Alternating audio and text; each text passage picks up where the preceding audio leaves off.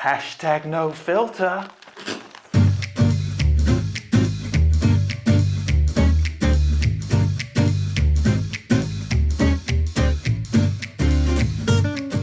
Hello and welcome back to another episode of Boozy and the Beast, How to Drink Better.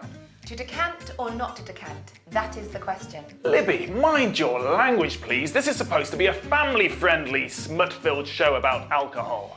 So decanting is a great way to get more flavour and aroma out of your wine, and that's because of the oxygen content, not just when you pour, but also the larger surface area those decanters give you. You may find that some people describe a wine as being tight. It's going to be another one of those episodes, is it? Anyway, the decanting loosens it all up. It relaxes it, softens it, and it helps those flavours and tannins all integrate together. And as beautiful as all of these decanters look, you don't actually need them. You can just use a jug, as my wonderfully glamorous assistant here will demonstrate. Now, if you're particularly philosophical about wine, then it is categorically imperative that you do this by hand, also known as a manual decant. And of course, there's no such thing as true alcoholism, as he once said. Too highbrow? Back to talking about your jugs then, Libby. Well, some wines will need 20 to 30 minutes, some wines may need hours. It really depends on the robustness of your wine and the level of tannins in it. Generally, as a general rule, the younger the wine, the more decant time they can take.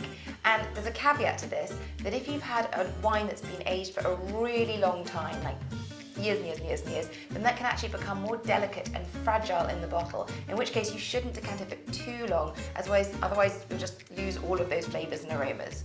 If you're unsure, have a little sip and see how robust you think it is. Sherlock, I've discovered a gritty deposit in this wine bottle. Ah, that's sedimentary, dear Watson. Basically, some wines develop sediment in the bottle, and that's absolutely fine, it's not harmful at all, but you probably don't want to be chewing on it.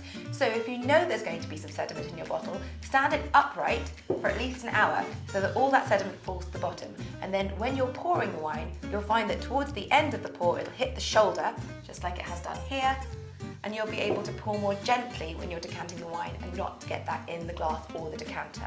However, if you've got the shakes for some reason and you're not trusting your hand movements, then I would suggest using something like a coffee filter over your jug. So basically, you can catch... Like a virgin, pissed for the very first time. Sorry. You can use a coffee filter over your jug. You can use a coffee filter over your jug. It's a serious show. It's an informational. It's an informative show. You also use a pair of stockings should the mood have struck, ideally not one you've already worn. Ah, so that's what that young lady was doing on my mate's stag do. It's funny, she didn't look like a sommelier, although she did have quite a full body. Okay, that's quite enough of that, Robin. So quick question, Libby. I'm doing this with a red wine. Do you ever decant a white wine? That's an excellent question. Well, as with many and most things in wine, it's what you like, so you do you. I did before we started.